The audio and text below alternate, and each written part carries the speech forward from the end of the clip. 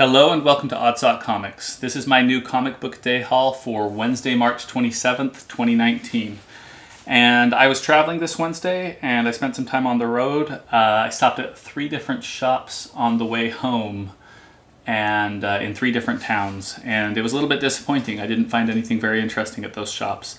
There weren't a lot of back issues and there wasn't a great selection of new issues. It's not, well, I could have gotten things that I've already picked up, but I didn't pick up anything in any of those shops that I stopped at on the way home, except for I did stop at my local comic shop right before I got home and picked up the books for Wednesday. And I've now read them and can talk about them a bit. But first I got the flyer today for Free Comic Book Day. This is always one of my favorite things. I take my kids on Free Comic Book Day. A lot of times my comic shop has face painting and a little bit of cosplay and some fun stuff while you're waiting in line. And then they let the kids pick a couple of books off the shelf, which is always a lot of fun. It's fun to see what my kids pick. And it's great that it's inexpensive. And I think it does work to make some pretty good comic book fans if it's done right. So highly recommend. Take your kids, take somebody who doesn't currently buy comic books. There's plenty of interesting stuff to get on New Comic Book Day, Saturday, May 4th. Okay, so first up, my pick of the week. The favorite book that I read this week was Silencer number 15. Now, I've really liked this series from book 1, and it's an interesting character. There's a lot of action. There's a lot of character development. There's the family aspect and a whole bunch of things that I like. This one touched on family and a couple of interesting things as well and leads into an interesting story. Now, I've said before, you should be buying this book because I was looking at the sales numbers for it and it's definitely at risk to be going away, and that's a shame because it is a terrific book. The character makes sense. They're, very cool, interesting character. Should be a part of comic books ongoing. It's tying in with other things going on with the DC universe. So very cool book. This one introduces a really interesting new character. Definitely interested in seeing what's going on there. And I don't know if it's a character that showed up before, but this Smoke character is very interesting.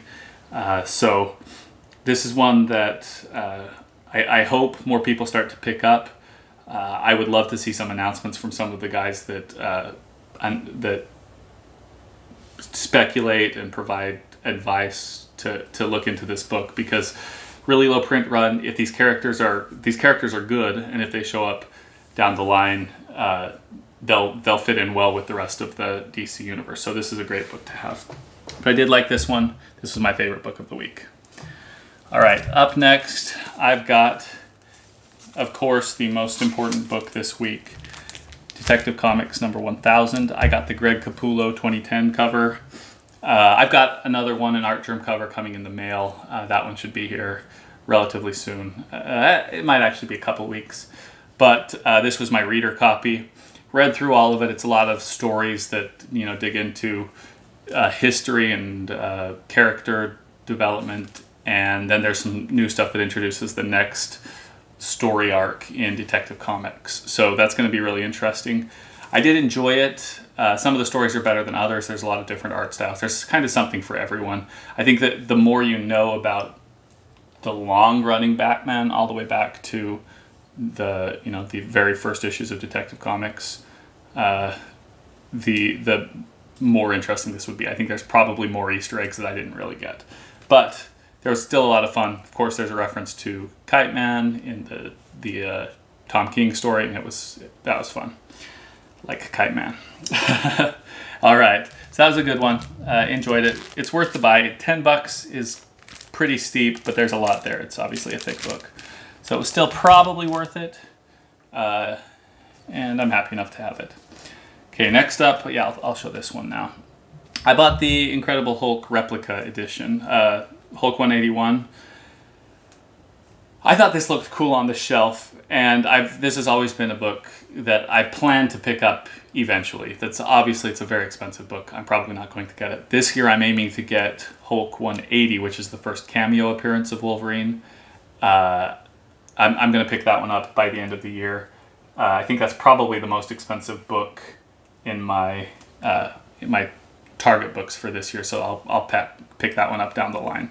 But one day I'll probably own 181. It's just too important. Wolverine was obviously the most important superhero in the 90s, in the X-Men the animated series. Obviously X-Men the movie series, very important to my growing up and being a part of superhero comic books. So I would love to one day own this book, but for now this one's great. I can read it, enjoy it, don't have to worry about destroying value. So that was a fun one to get. Happy that that came out. All right, next up I have Heroes in Crisis number 7. So I gotta say, I lost a little bit of the story and where we were with this. I don't know exactly what was going on, so I'm gonna have to go back and look at what happened in number 6. Because there's one key piece to this that wasn't quite clicking. I was like, when did that happen? So a little bit of confusion here. I'm sure that it all ties together, but it's Tom King. There's a lot of, I mean, this is Heroes in Crisis. This is a lot of depression and heroes talking about how depressed they are. So if that's your thing, this one will be fun. But not a lot of action in this one, a lot more talking. I think there's one punch thrown. And I don't think Superman is even in it, so I don't know what that cover's all about. All right, and then I bought one purely cover buy.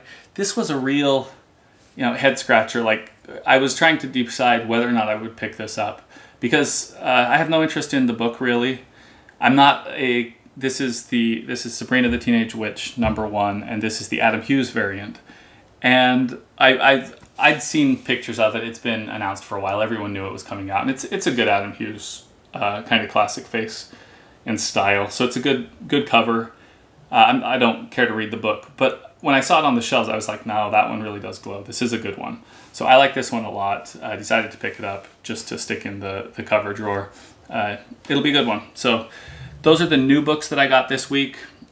Not a whole lot. There are a couple that I was disappointed. I believe that Punchline number 5 came out this week, and I didn't get that one, and I'm not sure why. I've got to talk to my LCS and see if they didn't get the order or what, because I need to go find that book quick.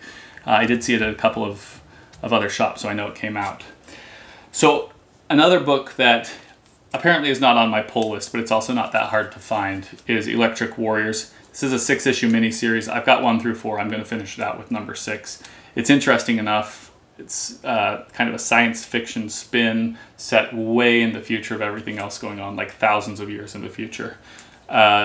It's interesting. It still ties back through Superman's cape is there, and there are a few things here that really tie into the current DC universe. So this one was it's an interesting read, and it's a little bit sci-fi. Throw in some sciencey sounding names and alien sounding names, and I don't always like that. I like that can be distracting when you try to learn a new naming structure and stuff, but whatever.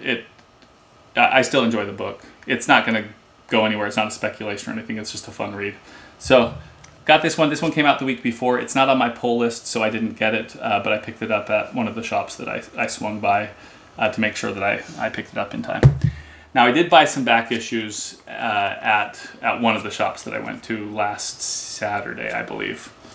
So first up, I got 52 week 7. Now this should be the first appearance of Kate Kane, who becomes Batwoman. I think in 9 or 11 she actually becomes Batwoman, but this is her first appearance. It fits in with that kind of collection that I'm going. This is going to go in my Keys collection. Happy to have it.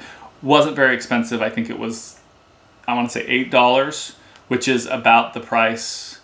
Is about what it's going for on eBay, and I didn't have to pay for shipping or anything else. So this was definitely an opportunity to get it inexpensive at the shop. And I've looked for this one and the other couple of Keys in the 52 series at a couple of different shops that have had the books in this 52 series, and never found number 7 before. I've never seen it in the wild, even for like $25 or something ridiculous like that. So it was cool to get it. It was cool to get it for $8. Glad to have it. And the last thing that I got was some Power Pack, the very first issues of the first series of Power Pack. Now the reason that I got this, and you'll notice that only number 1 is in a bag, because I don't care too much about the rest of these books. I mean, I care about them, but I bought these books so that my kids can read them. They picked up a couple of issues of a newer version of Power Pack from the early 2000s, I think, in a quarter bin at my local comic shop. And so they were looking at Power Pack, and they got a couple of books in sequential order, and were reading it and were enjoying it. And I was like, I think the original Power Pack set is pretty inexpensive. I'll go see if I can get a hold of that.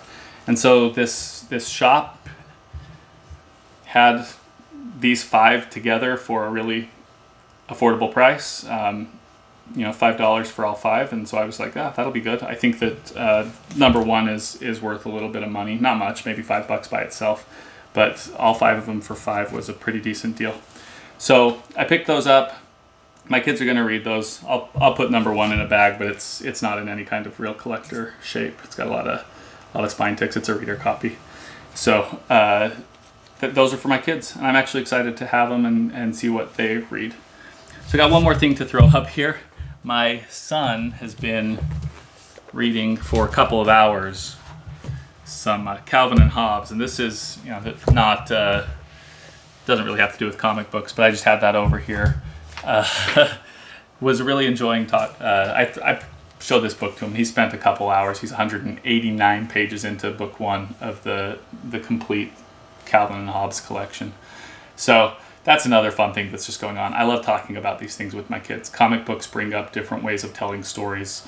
Calvin and Hobbes is a great way to introduce some more complex, deeper thinking. There's actually a lot of philosophy in Calvin and Hobbes. So this is one of the ways that I connect with my kids is I do a lot of different ways. I coach soccer and spend a lot of time with them, obviously, but it's fun to have things that we like together. So I can talk Calvin and Hobbes with them. I can talk comic books, and we have a good time together. So that's my comic haul for today. Thanks for watching, and like and subscribe. Let me know what you got this week. Let me know what I'm missing out. This was a little bit of a light week, and if there's something that's a great story that I need to get involved with, I'm more than happy to hear about it. So again, thanks for watching, and looking forward to next week.